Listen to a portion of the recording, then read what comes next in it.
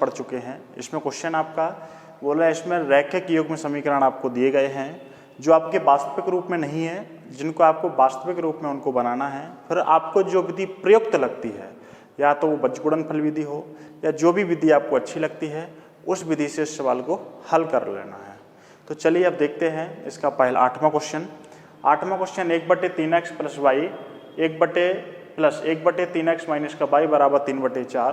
दूसरा समीकरण आपका जो दिया गया है वो है आपका 1/2 3x प्लस वाई ब्रैकेट में है, इसके बाद माइनस 1/2 3x माइनस वाई बराबर माइनस का 1/8 है।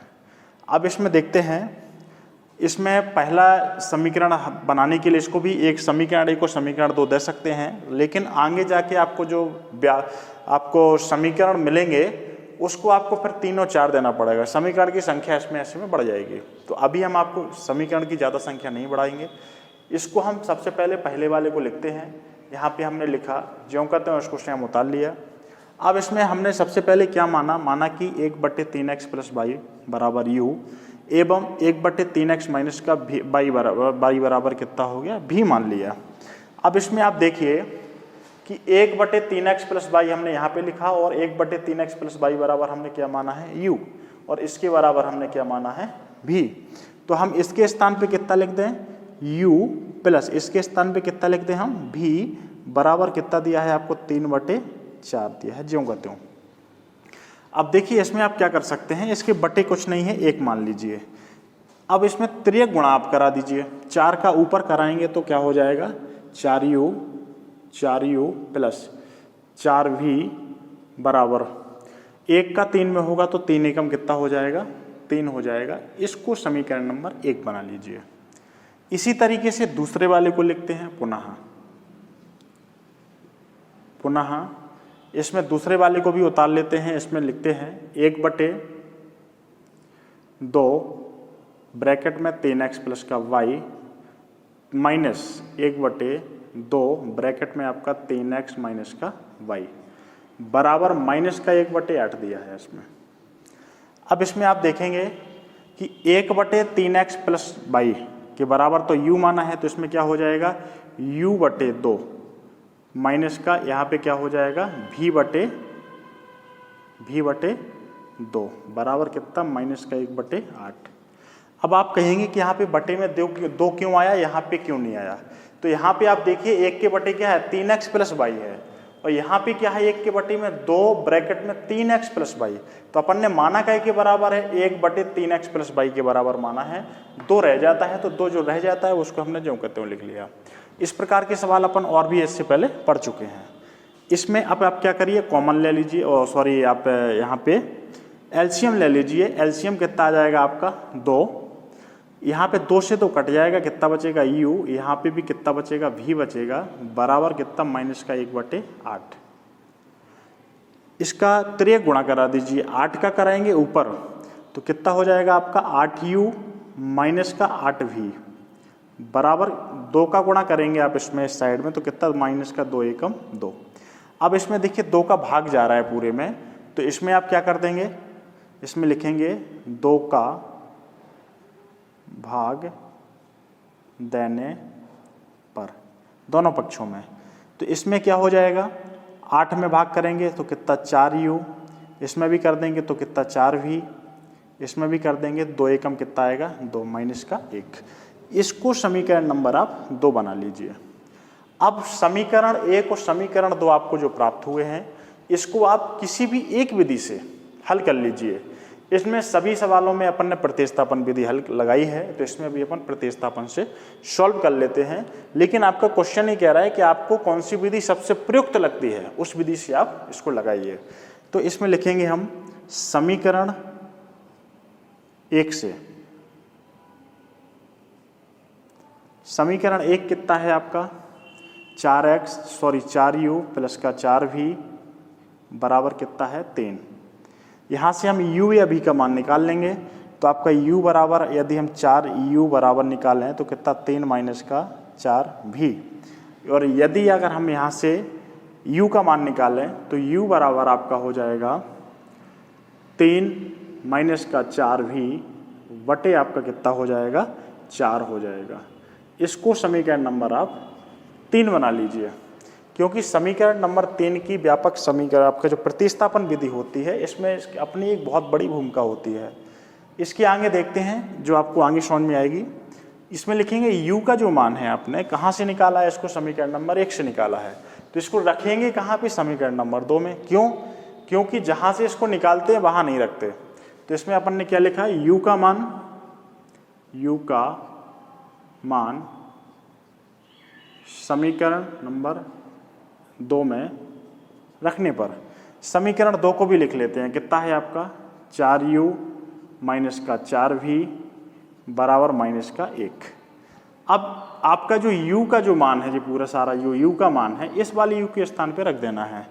देखना कैसे रखेंगे, 4 ज्यों का त्यों है, u का मान रखेंगे इस u के स्थान पे, तो ब्रैकेट लगा देंगे 3 माइनस का 4v बटे कितना 4, माइनस का 4v ज्यों का त्यों बराबर कितना माइनस का 1। 4 से 4 आप काट दीजिए, कितना बचेगा, 3 माइनस का 4v बराबर इतना 4v माइनस का फिर ये बाहर वाला 4v बराबर माइनस का 1। यहाँ पे कितना हो जाएगा, 3 माइनस प्लस का 3 उस साइड पहुँच जाएगा, माइनस का 4v माइनस का 4v कितना हो गया, माइनस का 8v बराबर कितना हो जाएगा, माइनस का 1 और 3 इस साइड आएगा, प्लस का था तो माइनस का 3, ये कितना हो जाएगा, माइनस का 8v बराबर माइनस का कितना 4। माइनस से माइनस काट दीजिए, v बराबर आपका कितना हो जाएगा, 4/8, 4 एकम 4, 4 दूनी 8, यानी कि 1/2। v बराबर आपने क्या निकाल लिया, 1/2 निकाल लिया।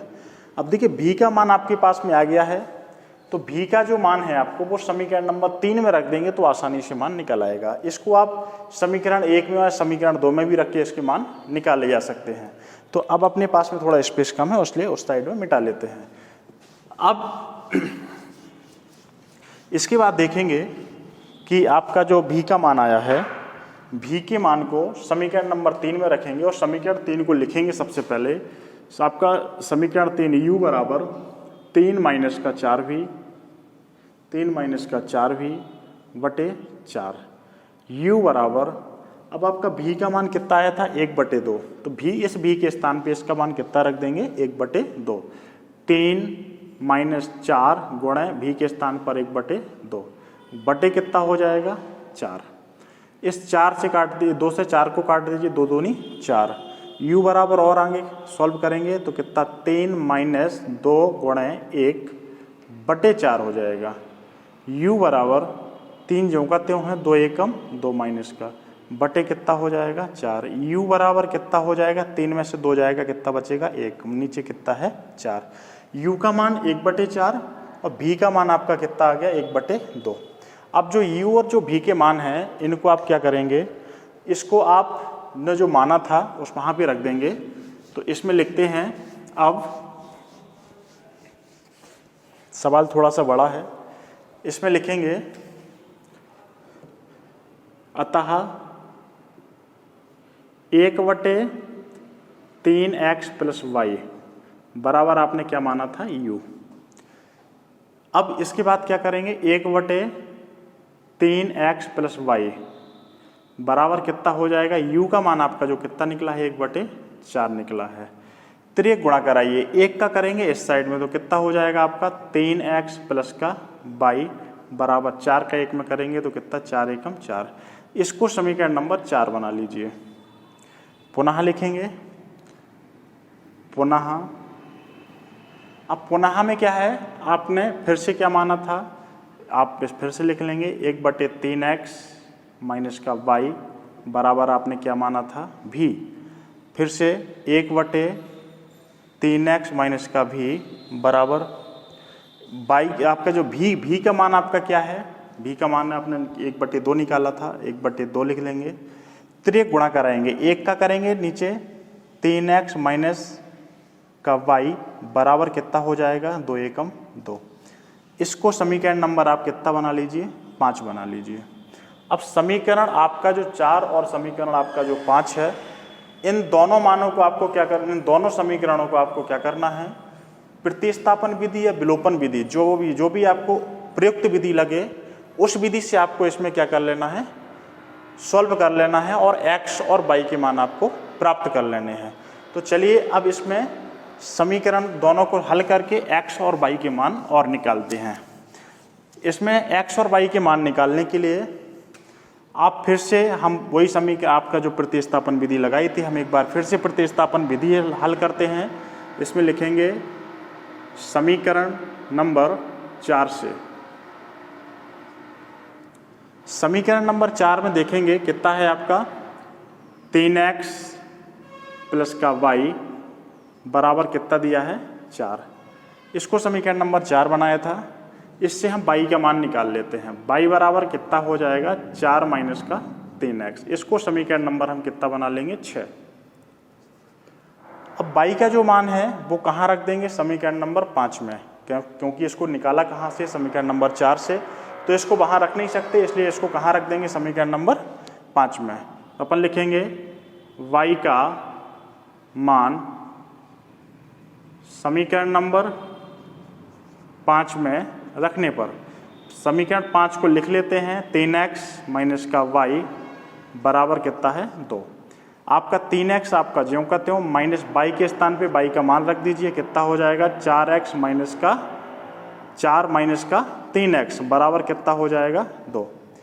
अब इसमें आप देखेंगे कि आपका जो मान था y का मान माइनस लगा था, तो इसमें आपने जो मान रखा है इसमें क्या होगा, माइनस के अंदर गुणा हो जाएगा, तो यहाँ पे कितना हो जाएगा प्लस 3x और 3x कितना हो जाएगा आपका 6x, और आपका जो 4 इस साइड माइनस का है उस साइड जाएगा तो क्या का हो जाएगा प्लस का, तो कितना हो जाएगा 2 प्लस का 4, यानी x बराबर कितना हो जाएगा 6/6। 6 से 6 कट जाएगा, कितना बचेगा 1। x बराबर कितना निकल आया 1। x का जो मान है वो समीकरण नंबर आप कितने में 6 में रख दीजिए, तो आपका जो है y का दूसरा मान भी आपको प्राप्त हो जाएगा। इसमें लिखेंगे x का मान समीकरण नंबर 6 में रखने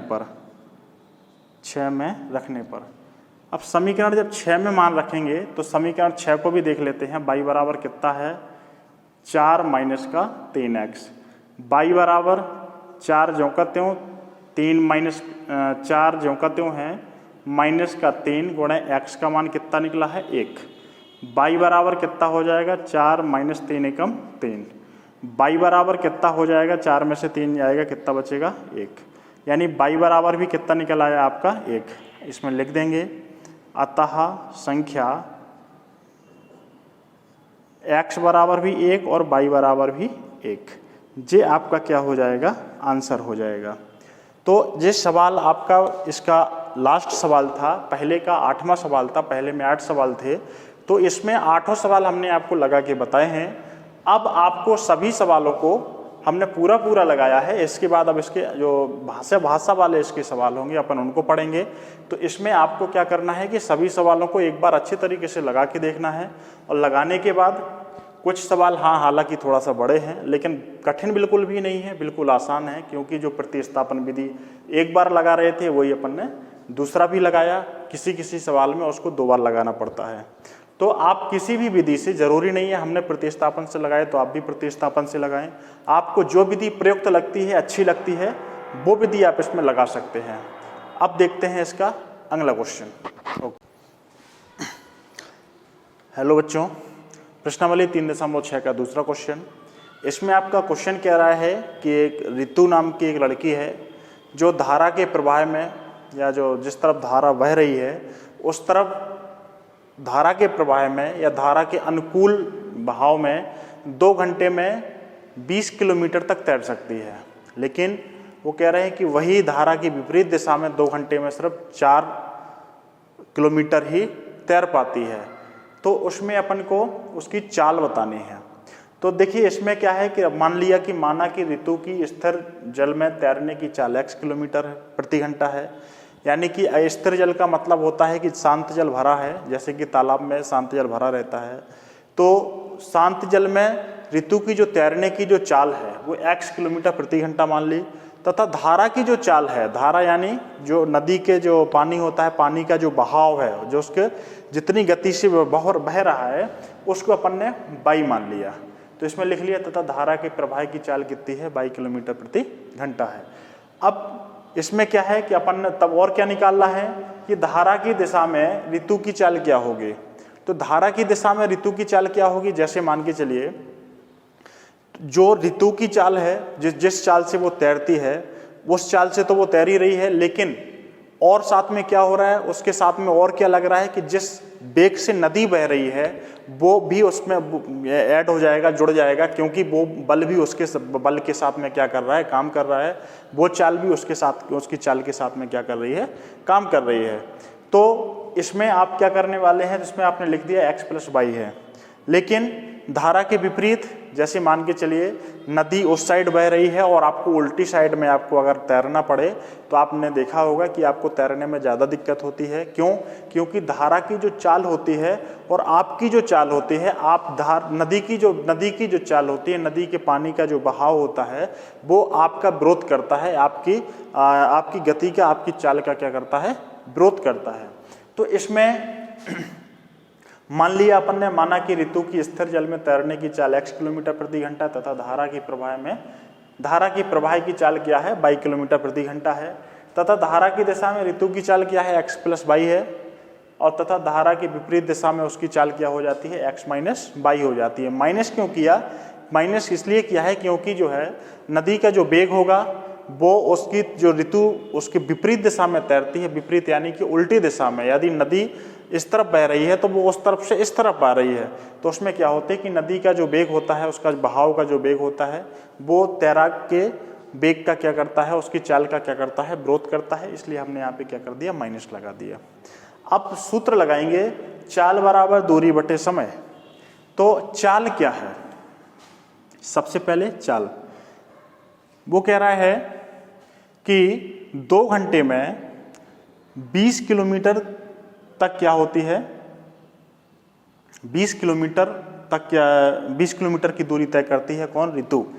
तो उसकी चाल क्या होगी, ये कहाँ पे है, धारा के प्रवाह के अनुकूल यानी कि धारा की दिशा में।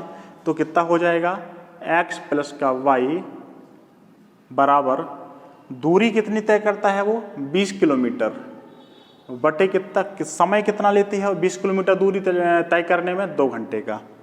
अब इसमें क्या करिए, इसके बटे कुछ नहीं है, एक मान लीजिए, त्रिक गुणा करा दीजिए, 2 का ऊपर होगा कितना हो जाएगा 2x + 2y बराबर 1 20 का 1 में 20 से कम 20। 2 का सब में भाग जा रहा है, दोनों पक्षों में 2 का भाग दे दीजिए, कितना हो जाएगा x + y बराबर कितना 10। समीकरण नंबर 1 बना लिया। इसके बाद क्वेश्चन आपका बोल रहा है पुनः में क्वेश्चन कह रहा है कि ऋतु नदी के धारा के विपरीत दिशा में, यानी कि जिस तरफ नदी बह रही है उसकी जस्ट उल्टी दिशा में वो 2 घंटे में सिर्फ 4 किलोमीटर ही तैर पाती है। यानी कितने में उसकी चाल क्या होगी, विपरीत दिशा में x - y बराबर कितनी दूरी तय करती है वो 4 किलोमीटर, कितने समय में 2 घंटे में। इसके बटे कुछ नहीं, एक मान लीजिए, त्रिक गुणा करा दीजिए, 2 का ऊपर गुणा होगा कितना 2x - 2y बराबर कितना 4। 2 का दोनों पक्षों में भाग जा रहा है, कितना हो जाएगा x - y बराबर कितना हो जाएगा 2, जिसको समीकरण नंबर 2 बना लीजिए। अब इसमें क्या है, समीकरण 1 और समीकरण 2 बन गए हैं। इन दोनों समीकरणों को आप किसी भी एक विधि से हल कर लीजिए, जो भी विधि आपको अच्छी लगे, चाहे आप विलोपन से लगा लीजिए, चाहे प्रतिस्थापन से लगा लीजिए, किसी भी एक विधि से आप इसको लगा लीजिए और हल कर लीजिए। जो x का जो मान आ जाए तो उसमें लिख देना कि स्थिर जल में, अतः स्थिर जल में ऋतु की तैरने की चाल x बराबर इतने किलोमीटर प्रति घंटा है तथा y बराबर धारा की चाल इतनी हो जाएगी। जी आपका आंसर होगा, आप ही को लगाना है, क्योंकि इस प्रकार के हम इसी प्रश्नावली में आपको 8 के 8 सवाल हमने पूरे के पूरे लगा के बताए हैं। तो आपको विलोपन, प्रतिस्थापन, बीजगुणन विधि किसको भी अच्छी लगती है उससे आप इसको हल कर लीजिए। अब देखते हैं इसका अगला क्वेश्चन।